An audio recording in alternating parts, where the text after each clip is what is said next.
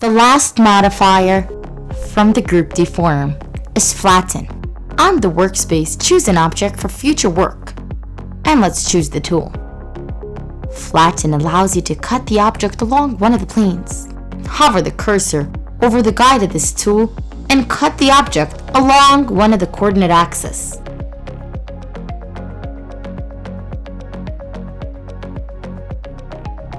Or by hovering the mouse cursor over the central ellipse along all of them.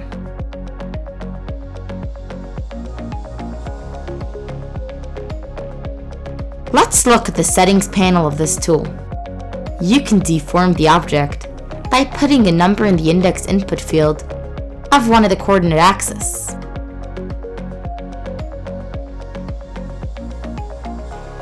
Repeat allows you to repeat the last action of this tool.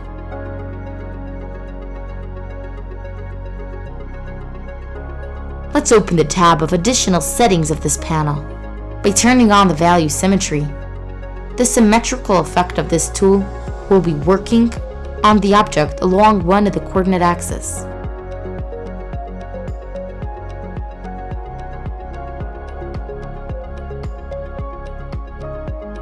Origin allows you to move the anchor point to a certain degree or level.